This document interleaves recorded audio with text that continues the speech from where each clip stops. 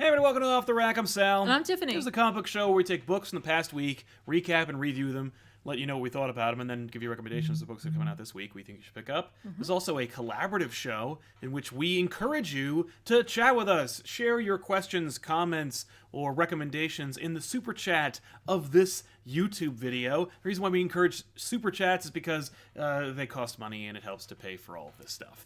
That's the transparency of ComicPOP. Thank you for participating in this duality that is the information and money exchange thing we're doing. That also helps because also the chat goes nuts and it's hard to pick out who's saying what, and for me it's just easier to isolate who's saying what when it's there's a little box around them. Yeah. So anyway, by the way, no reason if you don't want to do that, don't worry about it. Also, speaking of things you don't have to worry about, but if you want to do it, it helps us out. Go to patreon.com/comicpop for early access and updates about stuff like that. I actually have to write the update for what's going on this week because this week is a little mixed up because of the holiday, the American holiday. The American holiday that's coming up. The most American holiday, I'd say. Literally unless aliens attack us on the same holiday, in which case the 4th of July will no longer be known as an American holiday. That's right. Tyler Lucas, for example, in the Super Chat's helping us out very much. Thank you very much. Thank you Tyler. so much. That's all we got for the front-loaded stuff. So let's jump into it. Oh, Azif Syed helping us out. Thank you very much, Azif. Thank you. So a bunch of books came out this week that we want to talk about, so let's not waste any more time. No, there's no time. There isn't any time. There's so much to talk about, and of course, one of them is going to be Batman Dan #3. It finally ended. And it ended. Yeah. We're not going to talk about it yet. No, we're going to get there. We're going to get there. No spoilers. Exactly. So, please. But we'll probably spoil it when we get there. No, that's true. No spoilers to our thoughts on it. That's right. So let's jump into it. First thing I want to talk about is Transformers Ghostbusters #1, written by Eric Burnham with art by Dan Schoening. Literally did not think you were going to go there. Well, I am going there. We are there, and here it is. This is a crossover of biblical proportions. What do you mean biblical? Well, cats and dogs living together. Transformers and Ghostbusters working side by side. Cybertronians and Decepticons working together to battle the forces of Ivo Shandor, a.k.a. Gozer himself. Or herself, that is to say. It's just the go-to. I know. For Ghostbuster villains. So the conceit of this, it looks like it's an alternate history kind of story in which there's the war on Cybertron. It goes badly for the Autobots. They bail. They get into an arc and they go for greener pastures, a.k.a. Earth. The Decepticons inherit Cybertron right before they're about to celebrate. Megatron, Starscream get into a little bit of a squabble, and then Gozer appears. And what's great is that, because Gozer appears in, pre-chosen forms, and because Gozer appears in the form of the world that she is going to be destroying. Yes. She appears, along with some terror dogs, in robot form. That's cool. So she's in disguise. She is in disguise. Well, she's pretty much just Gozer. Oh. But it's pretty dope to see Gozer appear. Megatron stands before her. Shouldn't even get a chance to really ask if they're gods, which of course Megatron would have. Well, literally, just all right. So this is indicating that Gozer has one bit. Yes. I show up. I take the form of whatever. Dogs, lightning. Gateway, lightning. Yeah, and in fact, we get a huge sequence in which it's literally a recreation panel for panel, shot for shot, of when the Ghostbusters face her, and instead of, it's... I feel like Gozer's got to mix it up a little. I know. I'm kind of surprised that Gozer came as a woman this time, just because, we saw that already, and it's isn't it that Gozer could be anything? Just digs it. Just likes being a woman, I guess. Just digs it. In any event, Gozer destroys Cybertron. That's the idea. She offers them the opportunity to choose the form of their destructor. Starscream pulls a ray, and he chooses in his mind before anyone gets a chance to actually weigh in. This pisses off Megatron to no end, and Starscream appears before the only thing he can imagine destroying Cybertron. That's himself. He looks exactly like he does, by the way, during his coronation in the Transformers 1987 original animated movie. This time a little differently. He's got a couple of additional pieces to him, the severed heads of his enemies, that is Megatron and, Optimus. And sure. So forth. Okay. So, anyway, what's it called? Cybertron is destroyed by Starscream. Okay. Practically. Some time passes. Starscream dies. He becomes a ghost. Apparently, it's a big plot point in the comics. Is that Starscream is a ghost already, so it makes sense. We meet, but like I said, Cybertron was not destroyed by Gozer, so no. And I doubt that IDW is gonna like make that canon just for this fun little crossover. Right. But also, it still could be a ghost. It could just be a different ghost. No, that's true. But then we cut back to the Ark some 1,000 years later or something, and we meet up with some familiar faces, like Bumblebee and Ek. Who's Ek, you might ask? Well, that's Ectronimus Diamatron. He's a scientist, and he looks exactly like the Ecto-1. You can see where this is going. Now, I thought it was going to be a big thing where it's like, no, so like they send Ectronimus to go to Earth on a recon mission. In fact, that's what Optimus Prime does. We're thinking, oh, it's on Earth. Maybe it'll be like a flashback where it's like, oh, it's the 1950s. Ectronimus goes there. He's a Cadillac ambulance. There's he gets screwed up. He gets left in a junkyard. Right. Ray recovers him. Ectronimus has been a dormant Autobot the whole time. No, because this is of course in canon with the Ghostbusters comic book universe. Okay. This is just picking up right where the last story that Eric Burnham and Dan Schoening worked on in Ghostbusters. They're in a park. They're dealing with ghosts. They crash the Ecto-1 in a sinkhole. They fight the ghost. They bust the ghost. It feels good. Yeah, it does, naturally, as the song goes.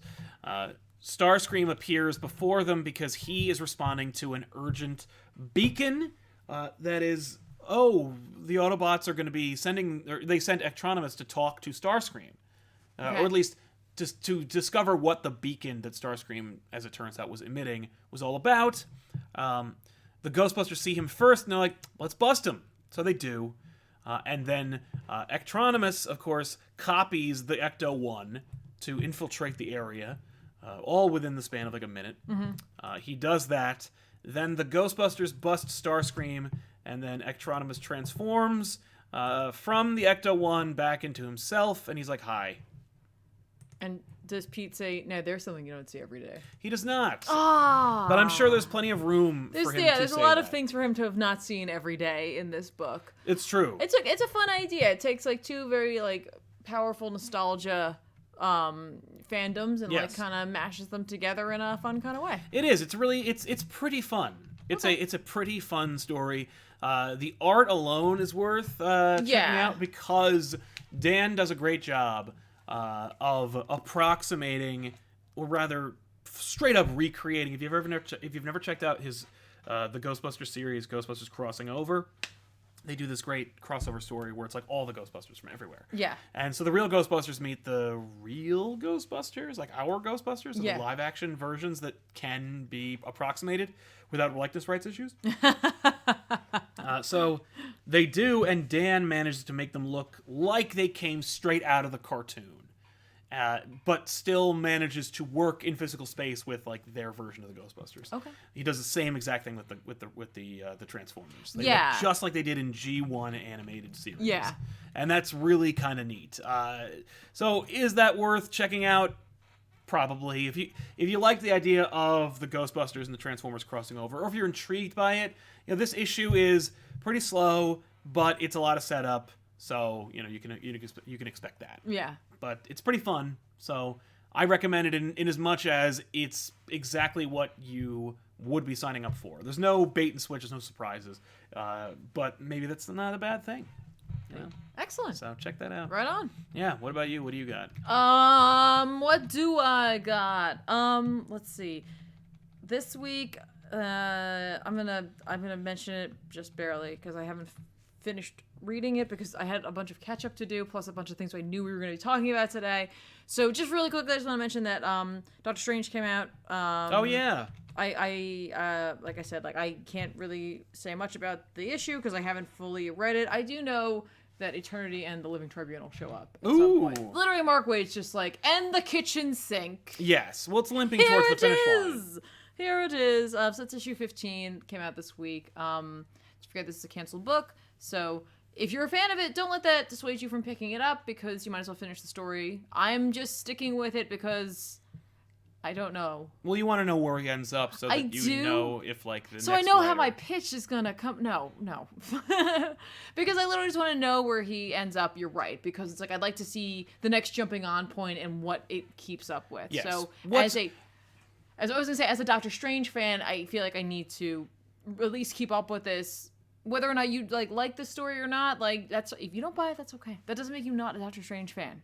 But I just, No, it's true. I just need to know. But you can also really look forward to seeing what the next writer will completely ignore and throw away. Because that Possibly, seems to be yes. a noble tradition of Doctor Strange over the last Absolutely. 5 years, is like whoever takes over, then throws away whatever the last person did and just does whatever the hell they want. Yeah, exactly. But while we're talking about magic, let's talk about the DC Universe and magic, because Justice League Dark number Oh. 12 came out this week, and I realized I'd missed an issue, so I had to go back and read that. Because I was like, wait, whoa, what are we doing here? So I went Yeah. back and I made sure I read that. I don't know when I missed that, in what week. Yeah, I think it might have been like, 2, 3 weeks, 4 weeks ago. Yeah, no, but it's just funny. Every once in a while, like, I don't know what happens with me in Comixology, but I'm like, cool, we're fine. Comixology, could you give me a damn pull list? Yeah, Like, right? just let me know in the books that I want. Well, they're really bad at that. Yeah. Anyway, this issue was great. Just like every other issue of this book has been for me. Like, just absolutely incredible. Tynan taking on, explaining a lot of magical history here, explaining some of the rules that are going on, the Lords of Order. Honestly, like, it's one of those books where it's like, hey, are you kind of new to the magical, like, part of the DC universe? This is trying to introduce you to some of the more, like, deep pull kind of stuff. Okay. While also trying not to drown you in it. That's good. You know what I mean? Like, Because you need to do that if you're going to Yeah, try and yeah. introduce people's... absolutely. So as we know, the Lords of Order are, like, waging war because their whole plan is that in order to keep the most order, we'll just get rid of everything. Like, we'll just get rid of all magic. Oh no, the death of magic again? No, well, that's their plan. Their plan is like, we'll just yeah, that's the most order. I guess, yeah. Like, that way there's no chance of chaos, even Right. remotely. So, eat it, Yeah. jerks. Okay. So, what is that? Oh, this is a page from the book. No? All right. No, it is not. So Well, it's anyway, not up yet.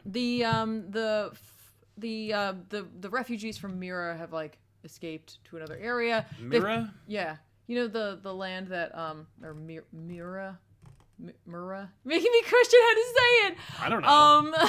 It was Nightmaster's, like, realm. Oh, okay. And it's where Blue Devil was in charge. Right. And Chimp was supposed to be in charge, and he totally failed them, and then it was unmade. Yeah. And, like, I remember that. Blue Devil has to, like, watch as, like, the people of Mira, like, are unmade in front of him. And, Yeah. like, Chimp's like, Sorry.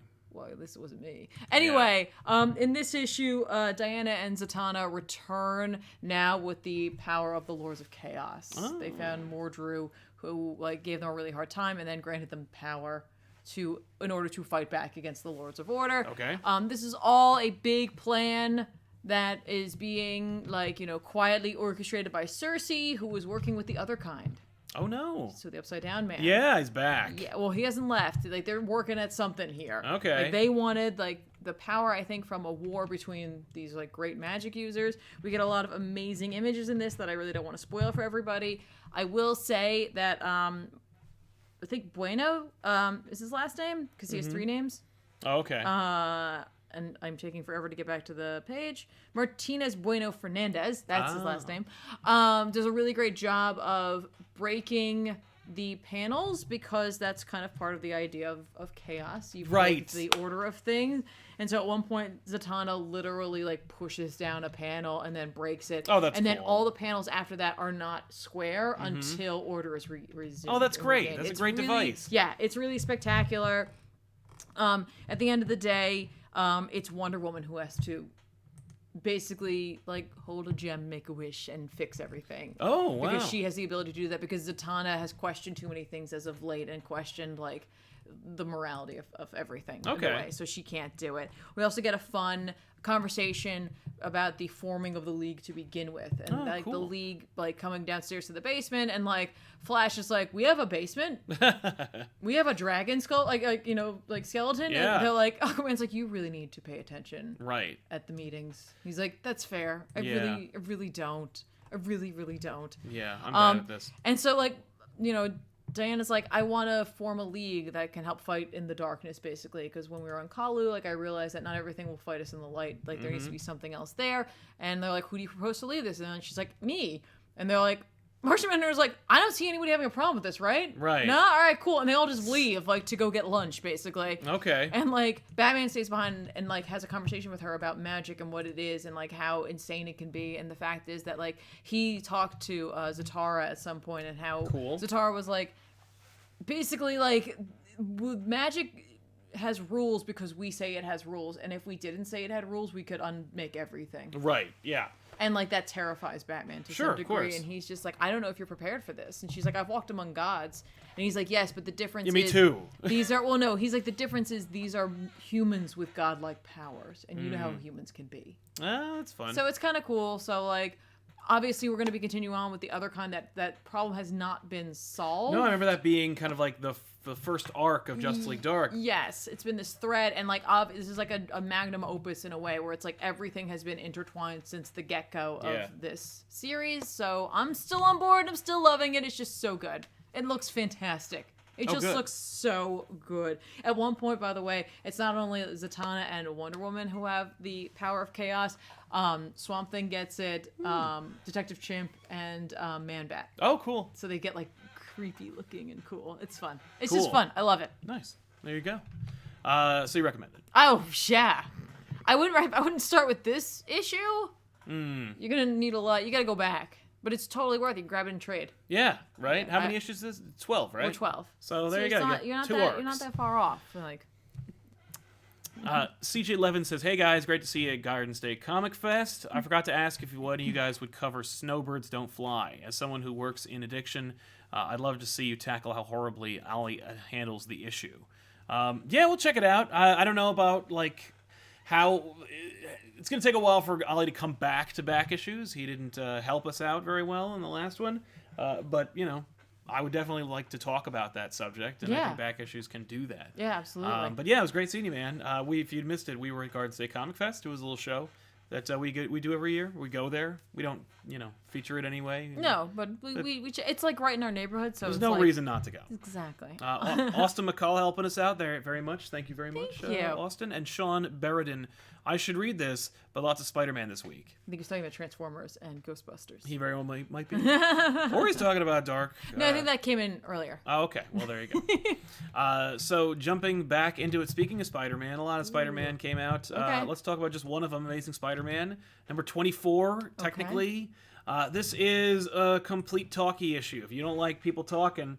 by the way, of course, written by Nick Spencer with art by Ryan Ottley. Right. Which I know you're not a big fan of Ottley, and Spencer, you're like, it's okay? Yeah, it feels weird. I think I'm getting the handle on what he is doing, because Spencer, of course, wrote Damnation, or at least he worked with people on Damnation. Yeah. He has, like, a real affinity for hell and mysticism, and he wants to kind of, like, tie these things together. Sure. All these arcs and all these stories and other books including that he's done. Damnation? I think he is, because basically the whole issue is Quentin Beck, a.k.a. Mysterio. Of course, we got to get Mysterio in there because there's a movie with Mysterio in it coming out, so like, how are we going to tie it into the movie?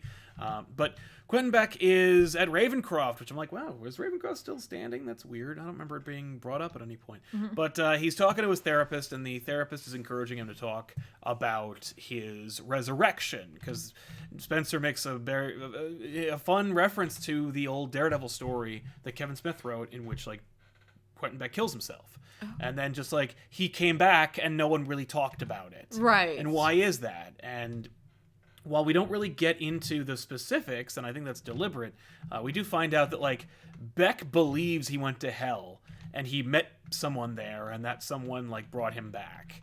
And then he got to be, Mysterio again. But Mysterio is afraid to mention the name of the person who brought him back, or the entity that brought him back. The therapist tries very hard to encourage him to, like, get past it, because he doesn't believe that he ever really did kill himself. He's like, you're the master of mysticism, the master of illusion. Illusion, yes. There's no way that you killed yourself. You're full of crap all the time. Why would this be any different? Okay. So he tries to encourage him to do that. And as he is gaining the courage to say the name of this person who he purports to be his tormentor, bugs and other gross things like pour out of the ceiling, and both the therapist and Mysterio can see them this time, as opposed to like when Mysterio was in the courtroom during the beginning of Nick Spencer's arc, as a show of force to kind of like say, like, don't mess with these forces you don't understand. The therapist bails immediately, and it could be that the therapist is like an agent of this this entity. Or he just doesn't like bugs. I don't know. He's like, this is too effed up for me, I'm leaving. Yeah. So he bails, and then we meet up with what people have been referring to as like the centipede person again. Yeah. And so the centipede person shows up. This is the issue where we find out what they actually want to be calling this character. Oh, okay, great. But the centipede person is like, hey, I'm back, and I'm horrifying, and don't forget, like, this is a new Spider-Man book that's kind of be more like horror tinted. Ooh. Oh, Spider-Man also, of course, he has like a cute little moment with Mary Jane, but again, it felt hollow and weird, and I don't understand why. Again, it's what I've always wanted, but it also feels really weird, and it doesn't feel like it feels superficial at best. Okay. I really like him yelling that he's apologizing. Or yes. That's what his facial. I'm sorry. That's what his facial expression is. Yeah. By the way, it's just a nitpick as a comic book fan, as a Spider-Man fan. I hate when they try to give Mysterio a face, like that there's a face underneath the fishbowl, and they're like, oh, like I can show emotion that way. Yeah. It's funnier and better if Mysterio's just a fishbowl and you don't see his face, but whatever. Yeah. Anyway, so the centipede guy shows up and he's like, hey, like, listen, you really did die. You really did go to hell. You're really like a friend of mine, but you can say my name. And he goes, okay, fine, I will. So he whispers the name, you don't get to see what the real name is. Yeah. And then he's like, oh, but you shouldn't have said that because now I'm going to kill you. And then he proceeds to just like, I don't know, beat him to death with centipedes. I don't know. He cuts off his arms and legs and just rips them apart. He just like eviscerates him with the centipede arms. Yeah. This is, of course, all being broadcast to Peter via a nightmare. So the creature turns around and says, oh, hey, Peter, you've been watching this whole thing, right? Listen, like, it's your fault. And so let me give you a nickname for me so that you know who's tormenting you. When I show up, it's called Kindred. Oh. So Kindred is the name of this entity. I have heard a lot of interesting theories about who Kindred is. Okay. After reading this issue and the subsequent Hunted arc, I have a strong feeling I know who it is. Okay. And I'm excited by it because, like, it feels like... I mean, a lot of people were talking about how, like, this is basically the antithesis of Slott's run. I couldn't agree more. And I feel like it's fixing things. Like, Slott is very much the kind of guy who's like, everything that happened in Spider-Man happened. Right? This happened, and it's part of the grand event. And now I happened, and I'm going to write 300 issues of Spider-Man. And you can't deny all the things I've done. I think that Spencer is like, yeah, no, some things happened, and they were great. But then other people came in, and they tried to, like, ape off of those things and make them less special. So, like, no. So I think the Hunted was him being like, because of the color theming, the direct references, the afterward thank you to DeMatteis and Zek after the Hunted, and him basically putting Kraven back, but giving editorial their own Kraven they can mess around with. Right. Was him being like, the gauntlet was a mistake. You tried to ape off something that was too good to be messed with, and you messed with it, and you ultimately ruined its specialness. But also, we're running a Spider-Man comic, so we have to acknowledge continuity. So I'm going to make it happen in story form, but it's more or less an official retcon of you undermining this big story. Okay. Also, clearly Spencer has reverence for DeMatteis stories. Yeah. I think Kindred is Harry Osborn. And I think the reason I think it's Harry Osborn is because Harry Osborn died in another DeMatteis story that was really critically hailed and beloved by Spider-Man fans, in which they kill Harry Osborn in a really perfect way. They don't really do anything good with him after that. Okay. They also did a Kraven/Chameleon story where the ghost of Harry Osborn, not really a metaphorical ghost, I just mean like Harry sets things into motion, but you don't know that until the end of that arc. Okay. But it's connected to Kraven and Chameleon and stuff. Again, DeMatteis and things. I think that after they brought Harry back through One More Day, they've never told a good Harry Osborn story since then. At all, bar none. Quesada's like, look at all the story potential. The characters that I grew up reading that were in Spider-Man are back, and we're doing it. Here we go. I think that Spencer is on a warpath to undo mistakes that were made, in his opinion, to Spider-Man. And I think one of them is that Harry Osborn died, went to hell, and that the Harry Osborn that came back through one more day in his flimsy-ass, terrible story that, like, explained how he didn't really die, no. I think that's a clone. I think that Harry was a clone the whole time. Oh. And that this Kindred character really is Harry Osborn. And that Harry Osborn, like, came back, or not came back to life, but, like, worked through, maybe through Mephisto, or through whatever. Well, but if like, he's dealing with damnation, then Mephisto's not. Well, but everybody... Except nobody cares. No one cared about that, and they've all put Mephisto back. Yeah. But I think we're seeing the resurrection of Harry Osborn. Oh. Or rather the, I don't know, weird reanimation of Harry Osborn. And I think they're going to fix it by being like, Harry did die. And now he's back. And he's a villain again. And it's like, yeah, did Harry work as a goblin? Not especially. But, like, there you go. So that's my theory about this issue. That's the issue that made me think, like, oh, that's kind of cool. Yeah, so we'll see what happens. That's cool. I recommend it if you're reading Spider-Man and you want to know more about Kindred, or if you like Mysterio, or you like continuity. It's kind of fun. Or you like crazy horror images? That's true, yeah. Cool. It doesn't really fit with Ryan Otley's style, but it's still fine. I thought that whole thing. That whole sequence is pretty cool. It looked pretty good. Yeah, but it looked a little cartoony to me. Well, yeah, that helps to make it less horrible. That's true. Mr. Roboto says again. What about the Council of the Green and White Lantern Swamp Thing? Was that just forgotten? Yes. Yes, it was. Or undone because of Rebirth. Yeah. So yeah, no, it's all forget about it. Well, there was the Parliament. Yeah, the Parliament of Trees. Yeah, at least, which was just recently and undone. The Parliament of Flowers is still around. That's new. Yeah, it's made up, but it's part of the canon now. Yeah. And of course, like, who knows what they're going to do with Poison Ivy now that she's been resurrected through Heroes in Crisis. Probably nothing, because no one wants to touch Heroes in Crisis with a 10-foot pole. Logan Shirley says, do you think Spider-Man life story will end with Miles taking over for a too old Ben, maybe after he goes down swinging? I think Ben's going to die, and Spider-Man's going to, like, have to step up and then die. I think they're going to kill off both Spider-Men in the last issue. There's only one issue left. But I think they're at least going to kill Ben and then have Peter take over again and be like, ugh. So we'll see. Okay. Mr. Roboto, let me guess. Is it Mephisto? It is not. At least not in my opinion. I don't think it's Mephisto. I think it's Harry.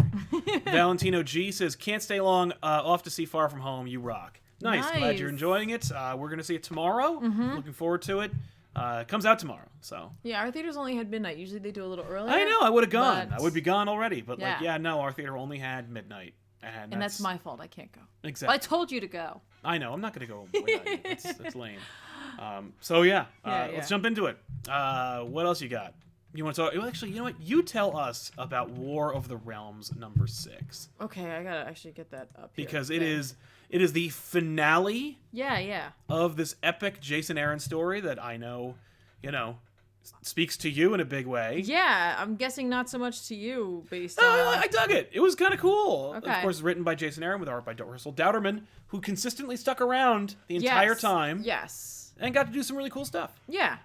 Like, honestly, I think he did some really interesting looking things. I think he tried a lot of stuff. I know at times it was like, what are you doing, man? But, for the most part, kind of cool. Agreed. So this basically is just, the only way to fix the problem with the War of the Realms and defeat Malekith, because he's put Thor into a difficult situation where it's like, you gotta come to Stonehenge, where I'm basically gonna kick your ass because I can kick your ass. Right. And I have Venom now, and I'm using him as a symbiote and a sword, and I'm also giving it, by empowering it via magic, my Dark Elves also can use it as well, which is kind of neat. Sure. But he has his parents, which obviously Thor would like to get back because they were thought dead. Nope, they're alive. You want them back, only you can come here. Anyone else comes here, they're not going to be able to get through, and also, I'll kill them, or whatever. So, Thor realizes that the only way to stop this is to get more Thors.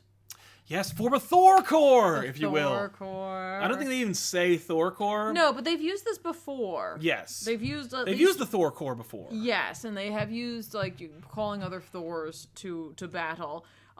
We see Aaron's future for Thor, where he has the granddaughters who are reading the story. Yep, he's been using that a lot. Yeah. I know, but I love that usage, because this battle is a battle that would be told into the future, especially among the Asgardians and such. And the idea of using that style of lore, I think, is really, really cool. Oh, I agree. And again, like you said, he's been using it quite a bit. I actually read a couple of the issues in Thor where they featured, where it was like the end of the universe, essentially. And they get All-Father Thor to come back with them. They also pick up a young Thor, god of the Vikings. And Jane Foster manages to put together... Yes, the war, or the Ultimate Thor hammer. Yeah, and so she also joins in the fight, knowing that she only has so much time before the hammer breaks, basically. Yes. So they obviously go against Malekith. They take their picks on what they're going to take down. Yeah, who they're going to fight. Yeah, and it's an epic-looking battle. Meanwhile, in New York, the Frost Giants are the only thing that are still standing in terms of forces. Yes. And Laufey just isn't stopping. Like, they've pretty much taken care of most Yeah, and of now the it's just a Frost big Giants. bad guy to fight. Yeah, except he has the Casket of Ancient Winters. Yeah, and instead of using it on the Earth, he consumes it so that his power is enhanced by it. Yeah. So naturally, he's just breathing frost all over the place. Daredevil has a plan. Yep. Because, of course, he has the power of a god as well. Yeah. Right now. And he takes a sword, and he does a classic Daredevil move where he bounces it off of the ice around him, which Laufey's like, you missed. Yeah. And as he's saying, you missed, the sword goes into his mouth. He's like, cool. You made me eat your sword. What is that going to do? Yeah, nice. Good work there, dumbass. Yep. Which is the way he very much treats this, which is kind of spectacular. Yeah. Meanwhile, our Thor, like main Thor. Yes. Main Thor, let's call him that, MT, takes on Malekith and starts like punching the hammer. Yes. Yeah, well, he can't stop it, so he's just punching it. He's just punching it. And his dad's like, you have to use the storm. Like, you know, it's like the mother of storms or the all storm, or I want to say the all storm. Oh, it's not the third gale, is it? Oh, no, that's the third person that's coming. No.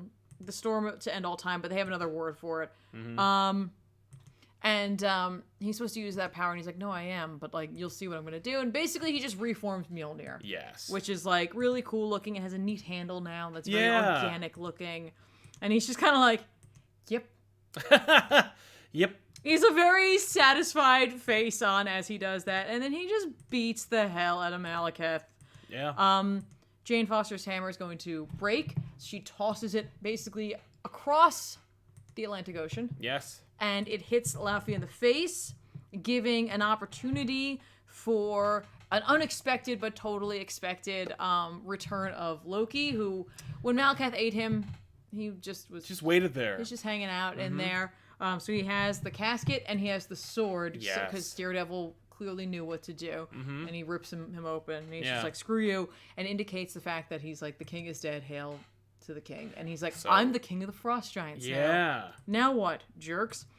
So then, basically, Malekith is taken down by, like, a storybook style ending, or like a myth style ending, which I think is really cool. He loses his powers and his abilities and all that stuff, and because he is filled with fear. Yes, and so he can no longer control the wild and the wildlife around him, including the dogs and the big winged tiger, which I was like, that's a really cool looking tiger. Yeah, very specific looking animal, and he is ripped apart by them. Yes, and you get to see it. It's cool.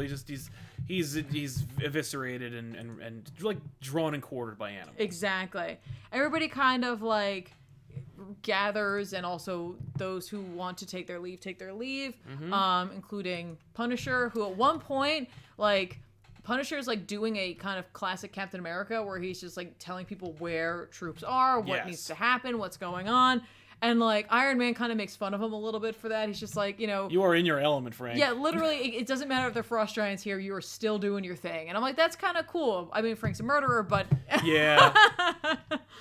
But he wanders off, and, like, Logan's like, you know, let me buy you a beer, man. Like, come on, the war's over. And he's just like, yours might be, but mine never ends. And he, like, off he goes. And I'm like...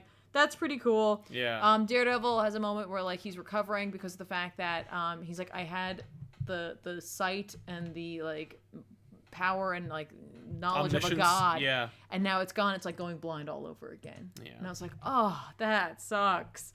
And then we see Venom limping off, mentioning the coming carnage. Yes, the absolute carnage, if you will. Knowing that he needs to recoup at that point. Yep. Jane's hammer basically bites it. She untransforms, but like it kind of becomes part of her, as though she's going to become some other Norse character. Some kind of Valkyrie, if you will, since Valkyrie died in the beginning of the book. And at the end of the book, there's obviously a tease for a cover for her Valkyrie #1 issue. We see Allfather Thor and Thor kind of have a chat about the fact that like, oh no, it's Thor, God of Vikings, and Allfather Thor, because they have been at each other a little bit, having a little chat there. And Allfather Thor is like, hey, trust me, you're going to have a good time. I'm going to show you what is the age of craft beer. Yes. And I'm like, that's cute, fine, whatever. And at the end, Odin ends up kneeling to Thor. Yeah. Because Thor is now Allfather. Right. And he's like, I'm not worthy of whatever it is that you fit to call me. Speaking of worthiness, right? Thor he gets a new title. Well, yes, because Thor goes to pick up Mjolnir, and they're like, "You're not gonna be able to," and he's just like, "No.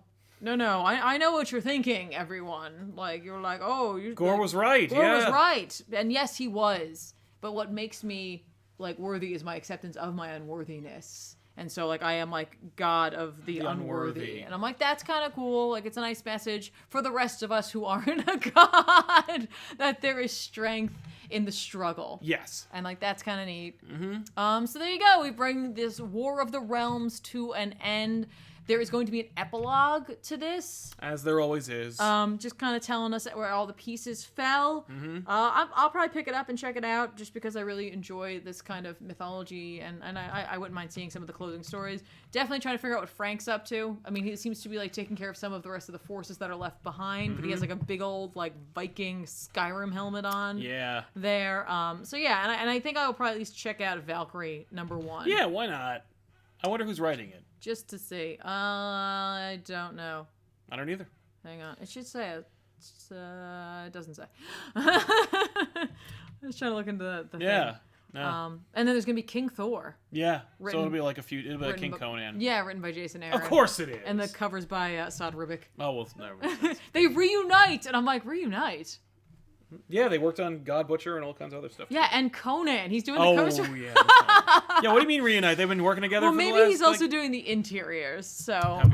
I enjoyed the War of the Realms. It was kind of right up my alley. I don't know, having stopped and peeked in on Thor occasionally, if it lives up to those of you who have been reading Thor this entire time. I would assume it would. Right? But, like, I really dug this, like, emphasis on storytelling, and by that I don't mean just what Jason Aaron did, but the idea of telling the tale long into the future, and that, like, kind of cycling back, and the idea of that kind of mythology that always... Yeah. No, definitely. I like the storybook quality and the playing with, like, it ended and it says the beginning. Yeah. And you're like, oh, how cute. How droll. I like it. Cute. Valentina G says, I can't stay longer. I'm sorry. Robert Core says, Dan Slott ignored character personalities. Yes, he did. Yeah. In service of his own pursuits.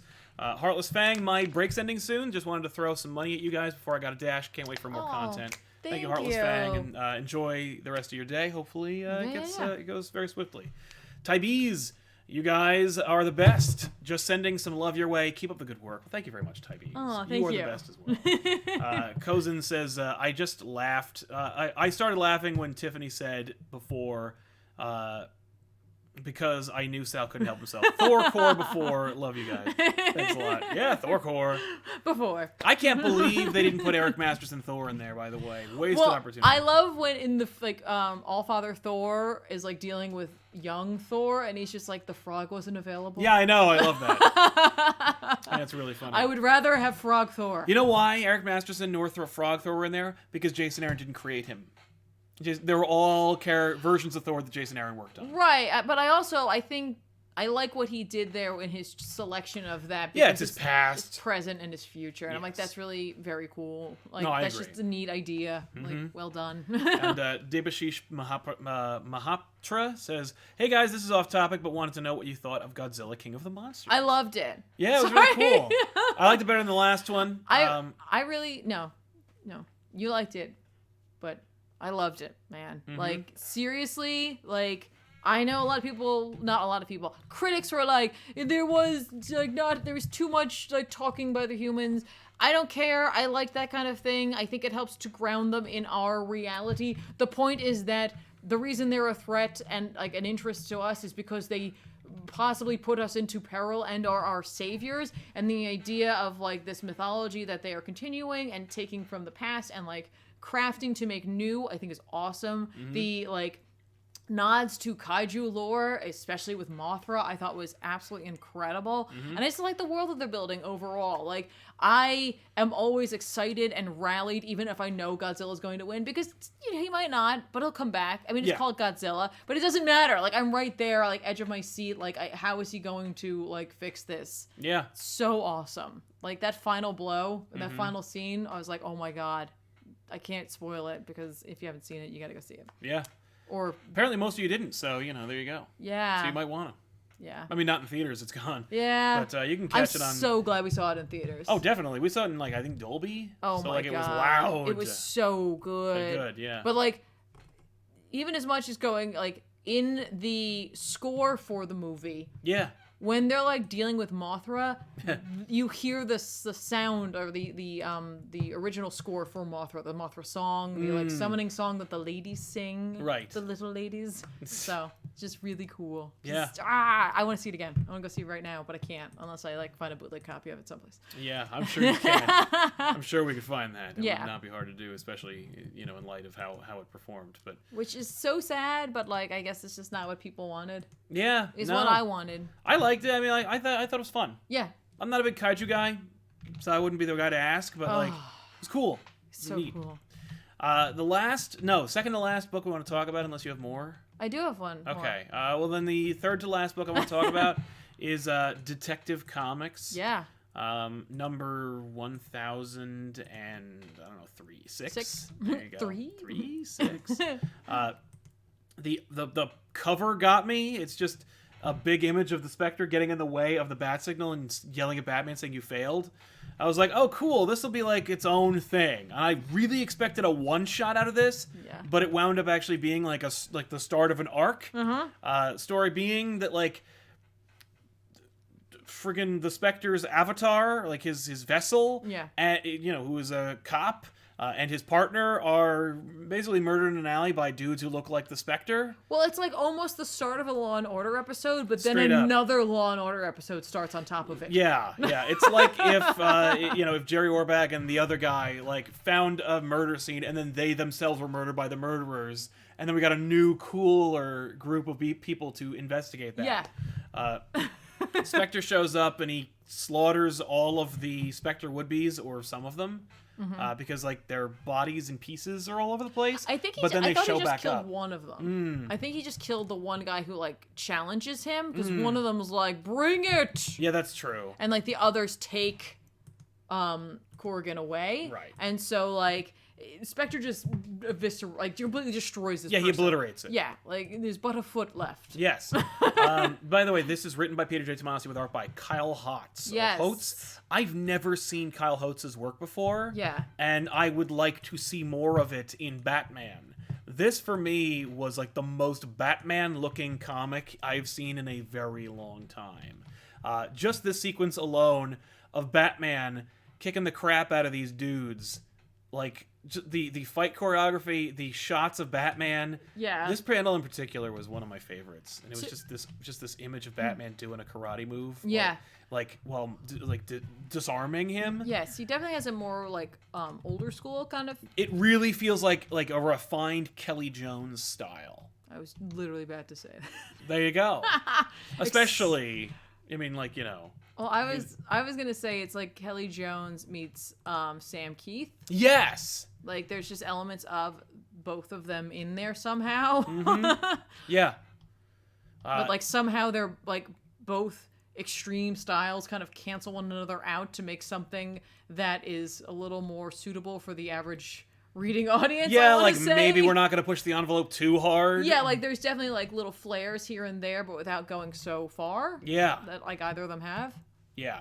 So the Spectre basically enlists Batman's help because like he's like the dude who I'm attached to is is gone, and I need to get him back, and I need you to figure it out. Yeah, but like he does so in the dumbest way he could. Yeah, well, in a very it's like he needs to remind Batman like what the hierarchy is. Or Yeah. He's like, yeah, I know that like you're literally one of the pillars of DC Comics, but I'm the friggin' Spectre, okay? Yeah. I mean, I guess it's also like he's the Spectre, so he's a little like unattached to humanity and what is the actual way he should be going about finding Batman as opposed to like just finding Batman. Right, and just going to him. Yeah, being like, I'm gonna grow 300 feet tall. Mm-hmm. I loved it though. It was a lot of fun. We also got like a Tom Mandrake shot of like the Spectre and all, like when he transforms from like Godhead Spectre to like superhero Spectre, more or less, like human-sized. And it's just the beginnings of a detective story. Literally, that's it. It's just Spectre and Batman. Like, they investigate. Batman's like, you killed this dude. You blew him up. I don't want to work with you. Yeah. Because you're a murderer. Yeah, you're a bad guy. And he's like, I'm the right hand of God. Yeah. You don't get to judge me. Like, that's my job. Yeah. My job is judgment and passing said judgment. Yeah. And Batman's like, boo. I'll figure it out. I'll take my foot in the scrap and I'm leaving. Yep. And then that's it. And then, like, it turns out that these Spectre-looking dudes are part of a cult. Yes. And they keep saying the same thing over and over again, which is the host must die, long live the host. Yep. And so clearly they're trying to take control of or manipulate the Spectre in some way through his host. And through his stellar fashion. Naturally. You know, where's this going? I don't know. It's just kind of a fun little, like, forgettable Batman story. But, like, the art for me, I'm like, this is exactly what I want to see. Like, I want to see more of this kind of thing. It actually reminds me a lot of Ryan Ottley's style, but, like, with that, not grit, but more, like, density that you find from, like, a Kelly Jones or a Sam Keith. Yeah. I loved it. It was exactly the kind of breath of fresh air I wanted. Batman looks like Batman looks in my mind. He's blue, he's got trunks. We didn't get the yellow disc, but, like, whatever. They never use the yellow disc anymore. But, like, it's fun. Yeah. And I loved it. Right. So read it. If you like Batman. You know, especially if you don't like Tom King's Batman. Well, there you go. But it's a lot of fun. You know, I recommend it. But again, I'm also, like, I understand that it is not it doesn't feel like a modern Batman story. It feels like an old Batman book you pull out of a long box. So, like, take that with a grain of salt. For me, I was like, I don't know. Like, I love watching Batman having to deal with mysticism because he does it all the time, but he's like always mad about it. Exactly. Yeah. I mean, the second that the giant Spectre shows up, he's like, I'm gonna throw grenades at you just to distract you enough to go away. Yeah. All right. Trying to beat him. No, I just have to get away from this. Yeah, and it's like he knows you. He's just gonna get you. Like, literally, Batman was like, I was dealing with some dudes who were like trying to take money or whatever, and then I was dealing with a murder, and now the Spectre. Nope. Screw that. Nope. Also, I don't get to see the Spectre and Batman interact very much, and they should. That's cool. I like that a lot. Carlos Rodriguez says, you guys have been reading Immortal Hulk? It's great. Yeah, I heard that. I've read the first arc, maybe second arc. Yeah, I've read a lot of the Immortal Hulk over the last little bit. And I know that you're supposed to be reading a lot of it, because it's supposed to be so great. Yeah. Yeah, it's like Forever Night, but with the Hulk in it. Yes. Big Will says, how bummed were you when Constantine TV show ended before giving us the Spectre? I know, right? But, like, listen, they use him in everything. He's all over the place. There's no way they're not going to use the Spectre. Also, you should be watching Swamp Thing. Yes. Because, like, because Swamp Thing is like, okay, so this is for a very specifically niche audience. We got paid a whole bunch of money from the state of Louisiana, so, like, we don't care about trying to CW wash this universe. So, like, who shows up in the Swamp Thing book besides the shows besides Swamp Thing? Madame Xanadu. Madame Xanadu is in the Swamp Thing show. Blue Devil. The Blue Devil is in the Swamp Thing show. The Blue Devil! And, like, not just, like, and this is, like a poster! No. There is a poster. There is a poster, but like, also a character. A character who's, like, part of it. Yeah. Part of it. Well, he's part of it. Who else is in it? Just got revealed in the newest episode. Oh, yeah. The Phantom Stranger. Thank you. Wait, we didn't watch the newest episode. No, but he's in it. That's the name of the episode's called The Phantom Stranger. I didn't look at that. I was like, what are you talking Phantom about? Stranger's in it. It's like, I try not to ruin things for myself. I'm starting to think that maybe the Spectre might show up in the Swamp Thing show. I could see that. I'm waiting for Zatanna because they're just making Justice League dark. I know. By the way, if I know Swamp Thing got canceled, but like, if you want to make a Justice League Dark show. Well, I'm just so like disappointed at how well the show is going. I know, knowing that it's dead out of the gate. But I'm just enjoying it. Just first step, like before, blissfully enjoying. Before the show got launched, they were like, "We actually reducing it from 13 episodes to 10." End the show and make it a series finale. And we were like, oh, so the show's canceled. Then the first episode came out and people were like, and then they announced it was canceled and people were telling me like, oh, did you know it was canceled? I'm like, yeah, like a month ago. Yeah. They told you it was canceled when they said it was a series finale. Yep. But yeah. Oh, excuse me, it was North Carolina, not Louisiana. Oh. Well. So Adam Azzarello helping us out very much. Thank you very much. Just for saying hi. Thanks a lot, Adam. Thank you. Hi to you. I recommend that book. And I recommend Swamp Thing as well. Watch it. Yeah, me too. We're going to watch it later. Oh, body horror. Yeah. They weren't kidding about that. No. It's not kidding about that. No. There's something that happened in the last episode that I was like, oh! It's cool. This is awesome. Yeah. So, anyway, what else do you have recommendations? The last thing I'm going to talk about before we head on. There was a bunch of other things that came out. Last thing you're going to talk about. Last thing I'm going to talk about the big one. That's what I'm saying. Like that's why I'm just kind of cutting. Yeah, I know this book. Okay. Cutting my books here down to things I'm just really excited to talk about. Conan. The Barbarian. The Life and Death of Conan, Part 7. Jason Aaron making a big show on this episode of Off the Rack. Oh, yeah, that's right. He is really representing. Yeah, this was great. This might be my favorite issue. Wow. I mean, I still love the one with him as King Conan and the Lion. They're all great. Mm-hmm. This one was really good. I really enjoyed this one. Quick summary of it. Conan shows up at Tortage, not to be confused with Tortuga, but it's basically the same thing. Fair enough. It's just a town where like salty sea dogs and other folks go and they're rough and tough and they drink swill and sing shanties, and if you have a seaworthy boat and a job to be done, you can find a crew. So it's just the A-Team, but on the water? No, nothing. None of that. We go to this town and then we leave this town. Oh. So like, Conan goes to a bar called On the Rocks. It is a bar that is in the hull of a ship that was like shipwrecked. Cool. Really cool. I want to go there. Well, you can't. I know. You shouldn't. It's dangerous. Right? So it's like a boat version of Nowhere. Yeah. He goes in there. It's a place where people get drunk and like come to drink alone and all that stuff. And Conan says, "I'm not drinking, but I hear you've got the best selection." And she's like, a man who gets right down to business. And she takes him in the back and reveals a room filled with beautiful women. Uh-huh. Of like all varieties. She's like, "We've got something to fill all of your desires. Uh-huh. Which would you like?" Right. He's like, "I'll take them all. I'll take them all. I'll take them all." Mm-hmm. And she looks at him and he's like, I'll buy them from you. I want them to own them. They're mine. Conan? Now. Yes. And she's like, ha ha ha. And she quotes him a ludicrous price. He pays her in gold and leaves with them. So he puts them in a cart. He rides on a horse. And they're like, what are you doing with us? They're like, okay, so far. They're all chatting amongst each other. They're like, he hasn't tried to have sex with us. Mm-hmm. He's not really talking to us. Where do you think we're going? Yeah, he's going to eat us? What's going on? What is happening, right? They're like, I don't know, but all I can tell you is he's no master planner, so what does it matter? No, he's not. On the road, at one point, two of the women try to bed him to try to, figure out what's going on. He has none of it. He lets them sleep in the tent, and he sleeps on the ground outside. Mm-hmm. But his thoughts, as he's looking at these women and he's with them, he thinks of Belit, the pirate, the pirate queen, I should say. I see. One morning, I guess the next morning, he's packing up. He hasn't really slept because all he thought of was her and their evenings together. And one of the women sneaks up behind him. He's like, "You're so light on your feet, you almost snuck up on me.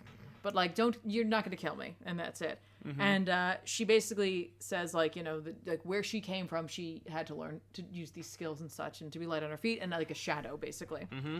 And he mentions the fact that, she says, like, "Are you leading us to our deaths or something worse than that? Because, like, I've seen worse than that. Like, I'm good." Mm-hmm. And he's like, he says he's escaped the slavers of Zambula. Mm-hmm. He's like, "So I know what's worse than death." And like, he like looks her in the eyes when he says it. And like, she's like, "How did you," because that's where she was, like, she was a slave to them as well. Yeah. And he's just like, "Here's the thing, like, when the time comes, you're going to need to be like quiet and swift with that blade in order to help the others. Okay. And like that's it. And like the other chicks show up and they're like, what'd he say? What's up? Mm-hmm. It's like she goes, it's not what he said, it's how he looked at me when he said it. I don't know about you, but I'll ride with him. Oh. And they're like, whoa. Because like typically she's like unfeeling and like whatever, but she's in and like he's like cracked the rocky facade of her heart. I see. Oh no. And then Conan's like, okay, girls, hold up. You guys ride ahead, and if I live, I'll find you on the coast. And they look up, and there's just like wolves everywhere, and like they think to themselves, or like there's like a thing about men. There's like a legend, and it says like if you want to know if a man will be a good lover, see how he dances with steel. And they don't leave. They just watch him slay these wolves, and they're all like, whoa. They're so on board. So then Conan goes out to eat some nights, or goes out to hunt some nights later. He comes back with almost like no food. He's like, the wolves must have scared everything away. Here's a rabbit. And he comes back and the women have slaughtered an animal and they have it cooking and they have like a meal prepared for him and everything. And he's like, they're like, the chick he talked to earlier, she can track anything. This chick is like the best cook around. And like, they take care of him. Okay. And like they tell their stories all night and they talk and like they chat about who they are and blah blah blah. And at times they're not sure if Conan's listening, but occasionally he laughs and he'll like grunt in agreement. And then they ask him about himself and like why he left, Chimeria or Chimeria. Oh yeah, Chimeria. Yeah, I don't know how to say it. And I've only seen it right. Yeah, exactly. Yeah. He says because he knew that there were sights beyond in this world and he wanted to see them, and they would leave him stunned. And they're like, that's cool. So they finally get to their destination. He's like, we're here. And it's like another port with a boat. And he's like, there's a dude down there. His name is Fidus. Okay. And he is a banker. And he basically, once a year, he gets on this boat and he goes into these like cool underground gardens and caverns and what. And he spends like a week there and like it's just like women and whatever. And he's basically bedded every like whore in this town. Okay. But like, there's only one way to get on this boat, and it's if you bring him new ladies. And they're like, ah. And he's like, but don't worry, like, you'll be long gone before I kill him. Like, I'll get you, like, you'll be able to leave and you'll be paid, but then I'll kill him. And they're like, oh, there must be a price on his head, right? Mm-hmm. And he's just like, well, you're not going to have to worry about that. And then, like, he's like, all right, let's go. And they're like, whoa, hold on. You look like a shipwrecked pirate. Yeah. There's no way you're getting anywhere near there. And so, like, they grab him. They make him over. They make themselves over. He lets them do the talking when they get there. They talk their way onto the boat. Mm-hmm. Their weapons are taken, except Conan, of course, has various weapons hidden under pelts and such things. He's offered wine. The wine is drugged. The guy immediately knew that Conan was there, and he was there to kill him. Yep.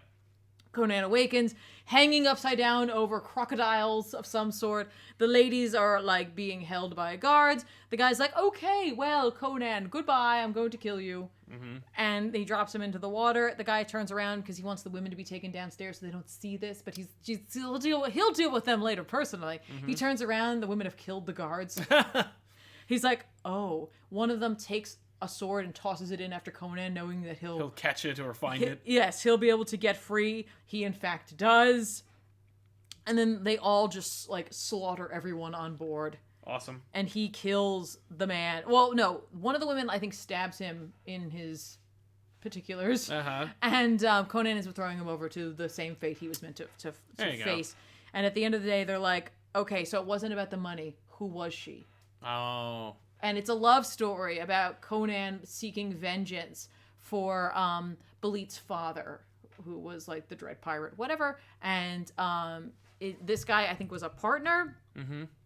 And he is responsible for her father having died. And I think she never got their vengeance. And then she died. And so Conan carried out her last wish. Nice. Which was to get vengeance.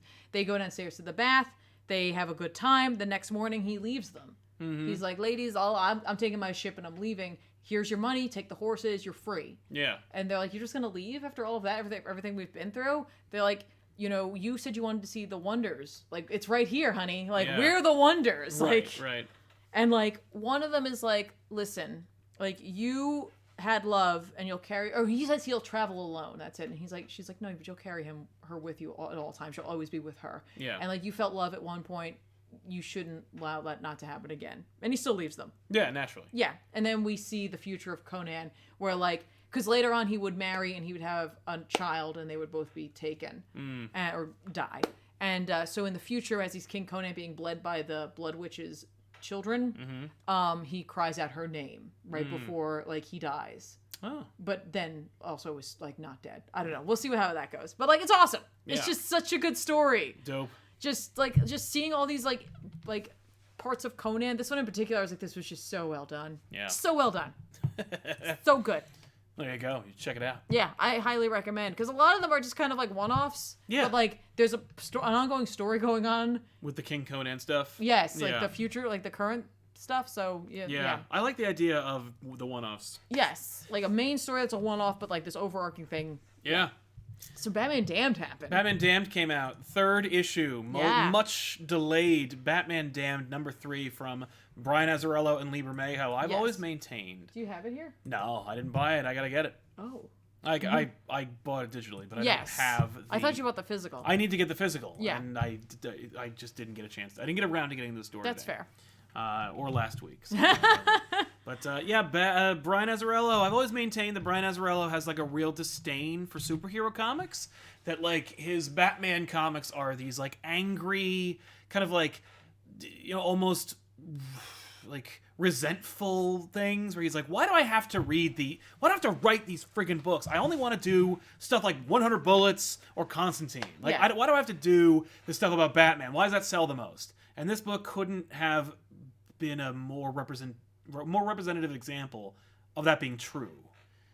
This has been a angry, miserable series from the get-go, and it wrapped up in similar fashion, and it took damn too long for it to get to its obvious grimdark, like, freshman in high school edgy conclusion.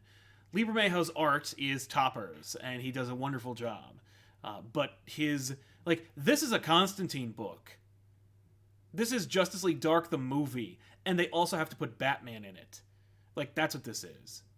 For me, it's, like, so disappointing because, like, it could have said something, and I think it tried to say something, but because of the defanging of the book and the controversy that surrounded the first issue, and the fact that issue 2 was not really that interesting, it just felt like kind of like a whatever. Like, you know what I mean? It didn't really blow me away, nor did it really break any new ground. It was just kind of like there. It felt like a Christmas Carol, which they did already, called Batman Noel, which is also written and drawn by Lee Bermejo. Where it's like, look at this, look at Batman, visited by spirits, and those spirits help Batman realize the truth about himself, and then he changes. That's this. So yeah, it's for me, I was like, why? At the end of the day. Right. It did some neat stuff, but that neat stuff was not why the book exists. Like, hey, you know who's in this book? Swamp Thing. Yeah. Why? Because they want to put Swamp Thing in the book. Okay. Like, but he doesn't do anything. He doesn't thematically make sense to be in the book. Mm-hmm. And that happens with most of those characters. So that, at the end of the day, I wonder if it could have been better if it weren't ruined from the get-go. So what do you think of Batman Damned #3? I enjoyed it. Mm-hmm. Yeah, that's why I just sat here quietly. Well, because no shit. I don't know. I liked it. I didn't get the read that you got on it necessarily. Why is Swamp Thing in the book? I think because there's a potential that that is because Batman felt he should be in the book because that may or may not be a reality that he's experiencing. And so, like, I enjoy open-ended books that earn it, and I think that this did earn it. Mm-hmm. This was, for me, a Silent Hillian Batman book. Big time. And so I really, honestly, enjoyed it. Yeah. Yeah. I think you need to read it all through. Yeah. And I think it'll be a lot better. Sure. Because then you go through the Batman journey. Because, like, when you start to piece it together, you know, he meets all these different characters who are all characters that Brian Azzarello would rather be writing about. But like, you know, it's Constantine. By the way, he wants you to pronounce it Constantine. Yeah. Because he also does there's a rhyming thing in here. Right. But like, because in England it's pronounced Constantine. Right. We've since Americanized it and it's Constantine. But like Constantine, in this book, he's in it. Etrigan's in it. Swamp Thing's in it. The Enchantress is in it, kind of. Or she's Death. There's a lot of like these. Oh, Dead Man's in it. Zatanna's in it. You know, like you can see all these different ghostly / magical based characters who are all there in service of this like version of Batman. And I think like because they were kind of like this version of Batman has appeared in 3 books. Yes. Joker, Noel, and this. And Noel's kind of related because it just looks physically like Batman of those 2 books, but Bermejo wrote that. Azzarello did not. So, like, really, you're only basing this off of Joker and Damned. So, like, I don't... And then with issue 2, they tell you, like, they give this whole interesting thing about Batman's upbringing and how Thomas Wayne was a philanderer and Martha Wayne, you know, was, like, had depression, and there's all this interesting stuff going on with, like, this reimagining and this reinterpretation of Batman's origin. But I don't know that, and you only did that in 1 issue out of 3 issues. So, like, what else is different if you're gonna set Batman against this unfamiliar world, but make Batman also unfamiliar? For me, it doesn't quite hold, because, like, you need to take the origin and the identity of Batman for granted if you're going to put him through the ringer to change, you know, to go into this, like, metamorphosis, if you will. I think it's stronger if you know who Batman is without reading the book, because you're trying to do too many things. You know, you're trying to have this like weird, I deserve this redemptive arc for Batman, but we don't even know like what he did or why definitively. There's a lot of interpretation, and that this issue leaves that up to you. But again, like, you need to know who he is to be like, oh, look, like he's set against Swamp Thing, or like what's Constantine's whole thing? What's he doing? Why is he doing this? Who, you know, is any of this real? I don't know. It seemed a little odd. And I remember making a point about this back in White Knight. Yeah. We talked about this on Bad Issues. I mentioned how, like, you know, Joker's a murderer. He does all these things. He's this horrible guy. And why would they give him these passes that happen in this Elseworlds book? And I got a lot of flack for it in the comments from people being like, it's an alternate reality. You don't know this Joker. This Joker might not be a mass murderer. And it's like, but they want you to have the weight and gravitas of the Joker while also, like, taking for granted the, like, you know, the skipped steps that you need in order to have Joker be freed from Arkham. And in this world, in this Batman Damned world, you know, like, Joker gets some kind of interesting play in this story. I don't want to spoil too much, but we will get into spoilers from here on out, so spoilers. But, like, you get that change with Joker, but, like, is this the same Joker as the Azzarello Bermejo Joker book? Right. Is he a monster? Is he a mass murderer? Is Batman like an idiot? Like, what's going on here? I don't know. Like, you know? No, go ahead. Well, like, what? So at the end, Batman's like, I didn't kill Joker. I just let him die. Yeah. Right. Okay, right on. And so I'm going. So he's like, he's a Christmas caroling through this gauntlet of otherworldly characters who are like who are punishing him more or less as he gets to the reality, which is like, I did let him die, and I wish that, like, and I feel guilty about it, and I want absolution, and I would do anything to get it, including letting this mass murderer live. Right. And he does. Yes. But maybe he didn't. Like, maybe Joker never died. Yeah. Because, like, there's that whole, like, you don't see who's under the thing. And it's like, I wish he were alive. The moment where Batman says, I wish he were alive, I was like, get out of here. Well, like, no amount... That just... For me, that's the Azzarello thing. It paints Batman as such a, like, black and white, pathetic person who's like, I would rather be morally clean than let this atrocity take place. Yeah, but isn't that how Batman is all the time? Batman could just kill the Joker. Yes, he could. So he would rather be absolved than stop the atrocities he does. But in the comics, I think... Batman admitted that. No, I think that's an interpretation of Batman. For me, the mainstream comics, Batman believes in the law and that there are better ways. That, like, if I kill the Joker, it's not that I'll become a murderer and I'll kill everyone. Right. It's that, like, I've proven to Joker that law and order does not exist. That there is no true, like, justice. And... that his way works, and I will not do that. And sure, it's moral, but it's also like Joker deals. He literally deals in murder and death, but he also deals in the not the otherworldly, but more like the higher concept thinking of like, no, I need to destroy Batman fundamentally. Right. I think what you don't like is that this is a Batman with regret. Oh, I'll take a Batman with regret. But like that's a regret. That's a regret. He's like, I shouldn't have done that. Right. But like maybe he didn't ever. But like but. In the context of whatever, like, would it have been better if he had just saved him? Right. Then it's any Batman story. Right, but he was still going to die.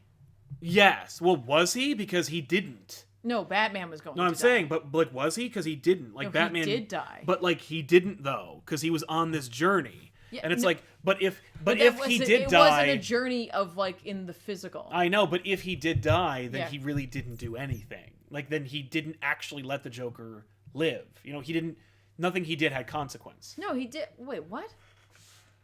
If he didn't die, then he could feel guilt over what he did, and he could go through this physical story. Yeah, but I'm saying, like, no matter what, Batman was going to die. Right. Well, he thought so, but then you're led to believe when you're reading the first two issues that he is physically alive. And then in the third one, no, he was actually maybe never alive. Maybe, though. And that's the thing I'm saying. No, I don't think there's any maybe. He's dead. Well, he's dead now. Batman dead. Right. I think that's the interpretation. That I think 100% Batman is gone. And, like, the journey he went on didn't actually happen. And so, like, we have to call into question whether or not anything that he remembers about Martha and Thomas Wayne actually being a reality. Right. Because, like, he's looking to punish himself. Yes. So, like, he may not be remembering things accurately, or he may be, like, putting a spin on them, or they may not have happened at all, Well, I remember them saying that, like, there were unreliable narrators in this book. And and like, that you assume it's Constantine, but he doesn't really do anything or say anything. No. Like, at all. Well, no, because, like, I think it's just... I think Constantine, whatever, I'm gonna say Constantine. Yeah. Is really just doing him a favor by trying to help him pass on. Because he can't. Why would he do that though? Like, that character doesn't seem to care about much of anything. Why is he suddenly concerned with Batman? I don't know, maybe he just thinks it's the right thing to do. I think it's because Brian Azzarello likes Constantine. Well, I think it's also there aren't a whole lot of characters who have that ability. Right. And who would know and who could do something. Well, but this is also like a total different universe, and so you could literally use anybody or make anything up. All right. I mean, like, for me, like it's the journey of James Sunderland in Silent Hill 2. Absolutely. No, and I see nothing wrong with that because it's not a Batman of continuity at all. So it's just an exploration of a different type of Batman. Yeah. No, I know. I mean, I think it is. It succeeds in its own in being its own thing. But it presupposes a lot of things, and it makes it... I think it thinks that it's mic dropping at the end, and it's not. I mean, maybe I was just enjoying the journey, but That's fair. I wasn't trying to meta read it. So like when it did happen, I was like, nice. Yeah. Well, for me, I thought it was like pretty like ballsy to just be like, no, he died. Right, and I like that idea. I'm fine with a Batman who dies and a Batman who needs to who punish. I like Silent Hill 2 Batman. But like, there's a weird I can't help but meta read it because the last page is literally a recreation of Brian Boland's Killing Joke. Okay. Why are you doing that? Like, why am I seeing that? Why are you doing is it the rebirth of Joker? Is it the Joker wasn't going to make it, but because Batman wanted him to survive, he does? Right. Is it a rebirth? Well, it could and if so, like, why is it Killing Joke? It could be instead of it being that interpretation, it could be that Azzarello has a distinct appreciation for that book.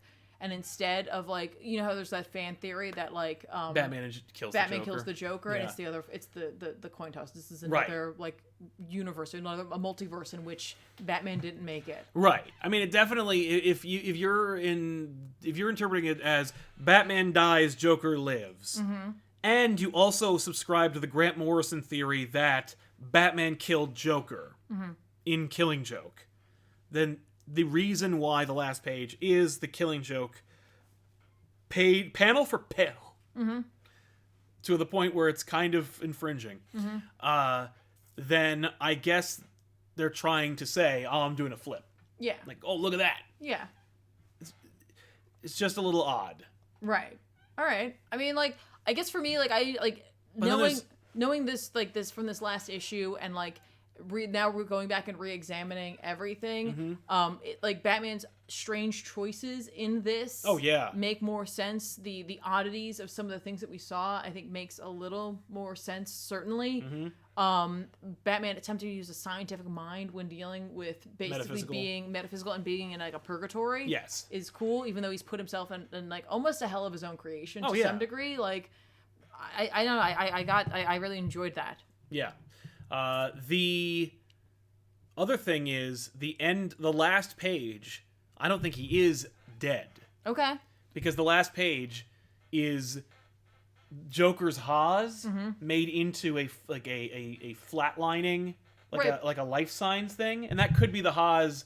It could be Joker, but like he physically comes out of the water. So like he's fine. I don't need like another visual that says Joker's fine. Right. I think that's Batman coming back to life. But he's in the morgue. Yeah, but like we also dealt with Dead Man, Swamp Thing, and Constantine and Zatanna, right. So like magic though. Okay, I mean it could be that his acceptance of it gives him a chance. You know, that's what I'm saying. And, like, breaks the deal. Right.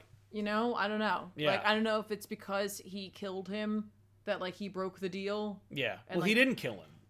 No, but he didn't save him. That's right. That's not murder according to Chris Nolan.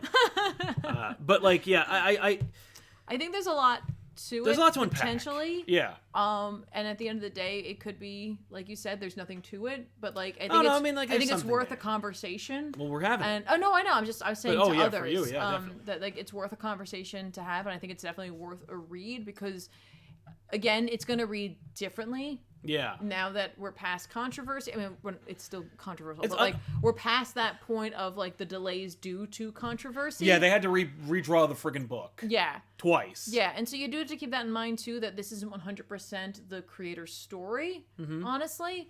But there has to be some like through line that like is probably still correct and accurate. I would hope so. It's too bad. I saw somebody actually mention like why was the bat penis scene in there if he died, and it's like, well, that one you got to take that one, and it's like because it's like a birthing. He's naked. Like, I mean, like, well, okay. You know what? Watch our episode about it. We talk because I did get. We got confirmation that that's correct. Yes. My interpretation of that scene. Yes, we did. Is correct. So watch the comic line on it. We got confirmation from the creators. So check it out. Yeah. So that's cool. Yeah. For me. Right. But yeah, no, I think like there.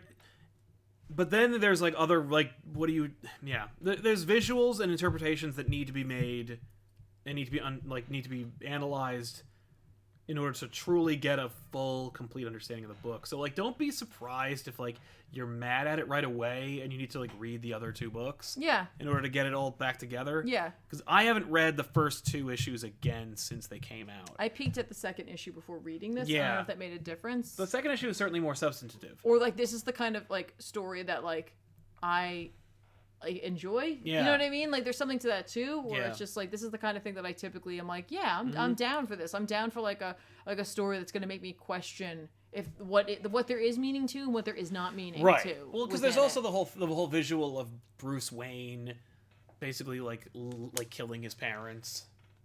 Yes, or like and that's what I was like starting That's where his guilt comes from. But that's where I was starting to question what was actually truth in the book and what wasn't, because it's like clearly this Bruce Wayne has a warped sense of reality and past and his own history. And I think there's something kind of intrinsically cool about that. Yeah, definitely. The idea that he's like, I killed my parents. Right.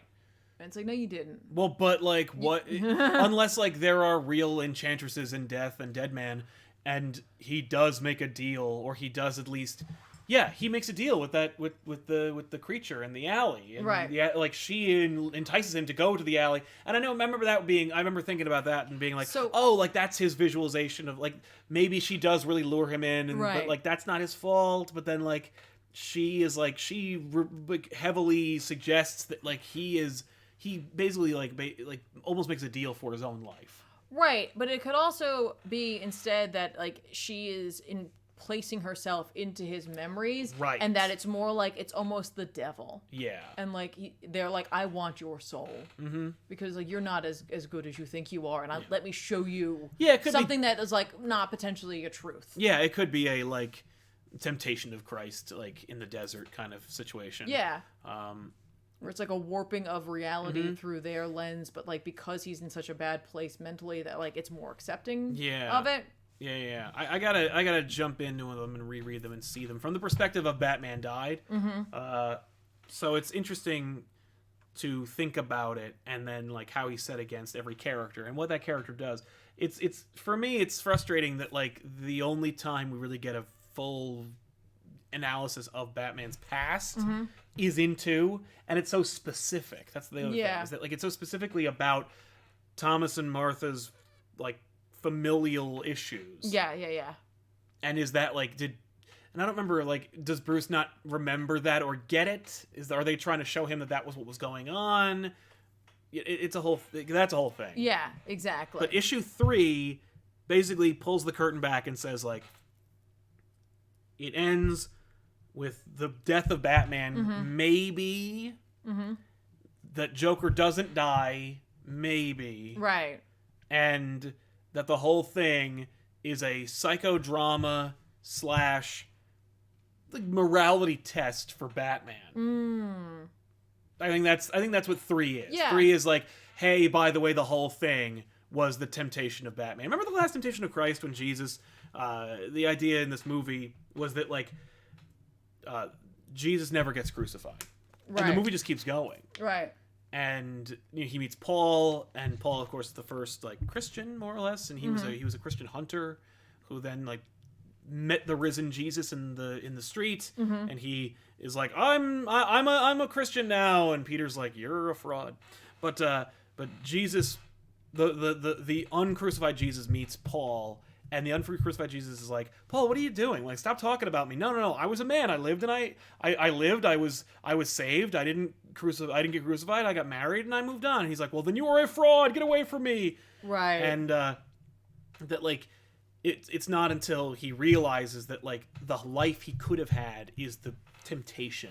Right. That's the last Right. And that when he accepts that he can't have that, he like blinks and realizes he was crucified. Yeah. And he accepts his death. Yeah. In this, it's like Batman being like, this is my last case I gotta solve. And it's like, nah, actually, like, you were dead the whole time. Right. And like, when you accept it, then, and you accept your punishment / sin, then you can move on. And it's when he does that. And maybe the sin of Batman is that he would rather see Joker make it and have his soul be clean. Okay. You know, then see the world be better. Yeah. Without him in it. Right.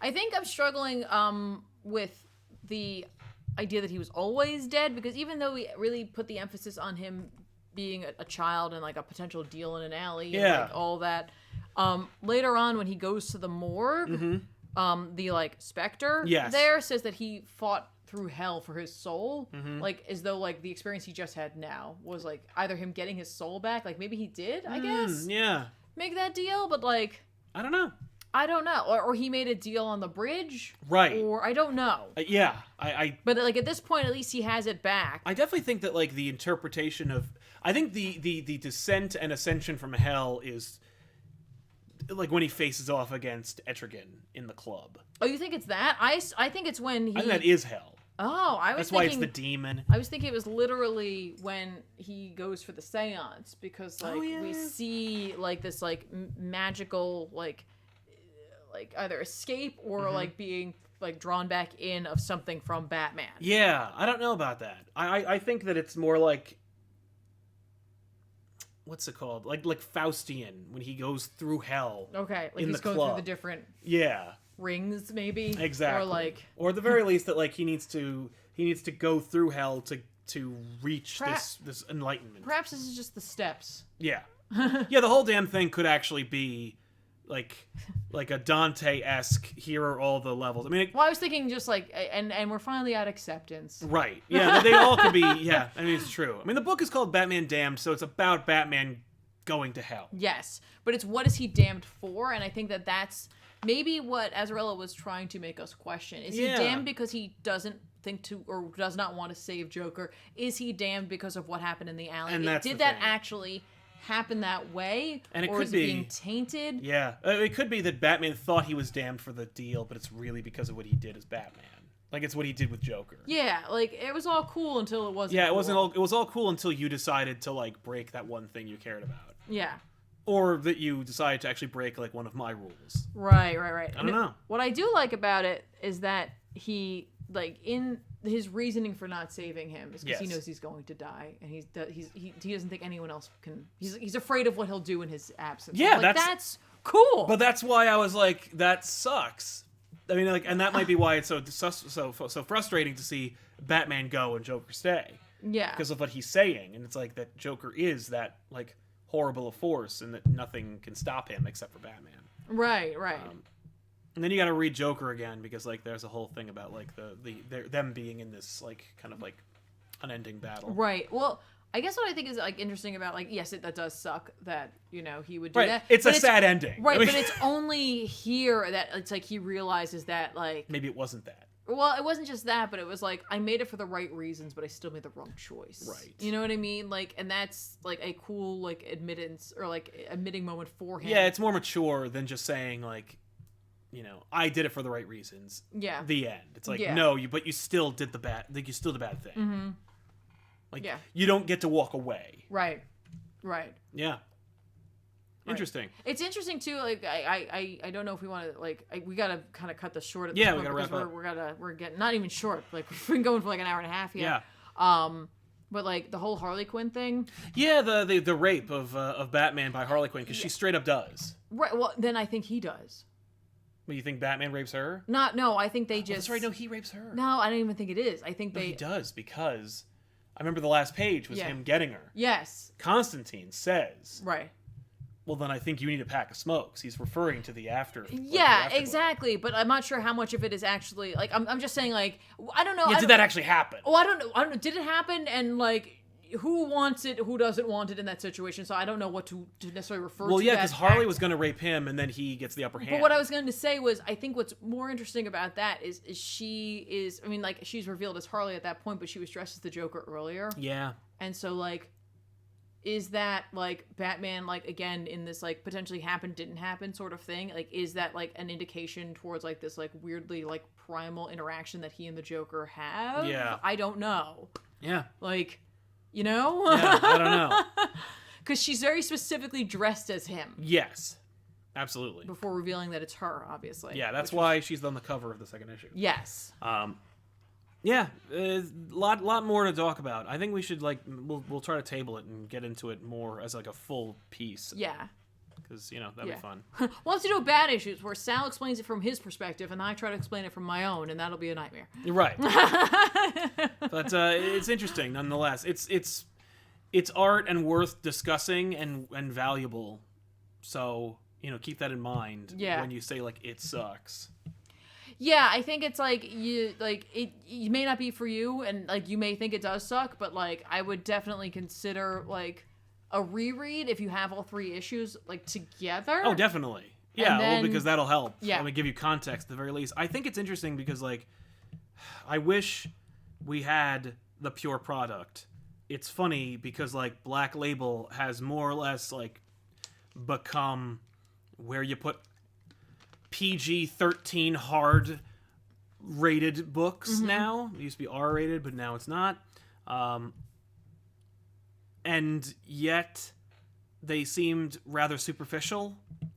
And this actually was like maybe trying to do something. It really was. I know a lot of people, for them, are turned off by this concept. Yeah, well, I hated Joker. I know, but I was gonna say, like, instead you should like be excited by this, if nothing else, then because A, it tried something, and B, it just look, if this isn't your Batman, that's great. Well, it's because there's 4 issues of that Batman. That's all you get. I was gonna say that means that your Batman is that much stronger because he didn't go down this type of path. Right. You know what I mean? Like this is the examination of a very different Batman in a very different world and in a very different mental state. Yeah, and it's not talking about. It might not even be that like Azzarello is trying to say something about Batman.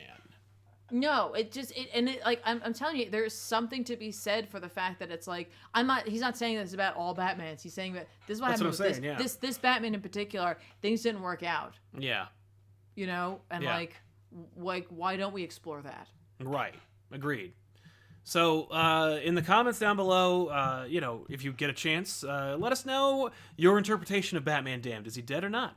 I'd like to know. Right. And we'll continue that conversation there. But we'll also try to jump into it more deeply in the future. Okay. For now, though, it's Spider-Man week, so we're not going to be able to do that. No, that's it. We just really want to talk about it. There's a lot to talk about. Maybe I didn't talk about it at all prior to. But maybe we can make it into a Bat Issues episode where it's like instead of talking about the book, we'll talk more broadly about the discussion. Yeah, absolutely. But it's interesting. It's something of its own. It's funny how, like, that concept is actually, I think, more damning and dark than, like, showing nudity.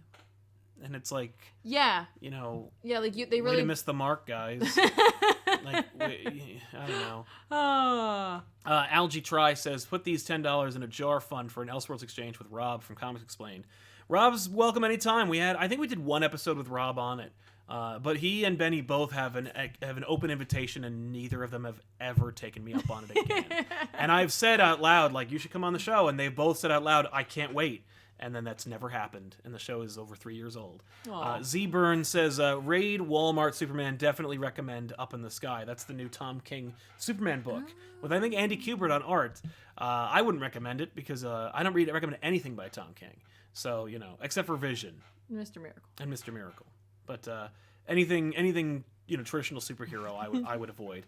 He also, for me, I'm putting him in the penalty box as far as anything's concerned for at least like the next few months after Heroes in Crisis came out. It was just I like the penalty box. Just like I'm not reading anything you're writing for at least 6 months, regardless of what it is, because of how horribly you botched Heroes in Crisis. So with that in mind, before we go, I wanted to say out loud, like, hey, listen, thank you all so much for hanging out with us. Thank you so much to the Super Chatters for doing that. But more importantly, we have another side hustle going on over on a Purple video streaming network. It might be the largest competitor to YouTube, which is why I'm not saying it out loud, but check it out. It's over there. You can find a link to it in the description below. But Tiffany does streaming over there, where she plays video games on a near dual weekly basis. Yeah. Sundays and Wednesdays. So this upcoming Wednesday, they'll be streaming a game. Check it out. Come hang out with us. You can also join us on everything from Discord to Reddit to Instagram to Twitter. All links below. Check them out. Find out what's right for you and follow us there. We'll continue conversations therein. We want to thank you so much for hanging out with us, and we'll see you guys next week with another episode Off the Rack. And stay tuned this week for a bunch of comic book stuff, specifically about Spider-Man. Spider-Man comes out tomorrow. I'm releasing back issues on the same day to try and catch some of that magic. Ooh. As a result, Elseworlds will come out on Wednesday. Another Spider-Man themed episode with Jack from Red Letter Media. That's awesome. He's going to be joining me to talk about it. We had some audio issues, so forgive us about that, but it's a fun episode. And then more streaming and other stuff coming out. That's awesome. See you guys next time. Thanks a lot for watching. I'm Sal. I'm Tiffany. Bye-bye. Bye.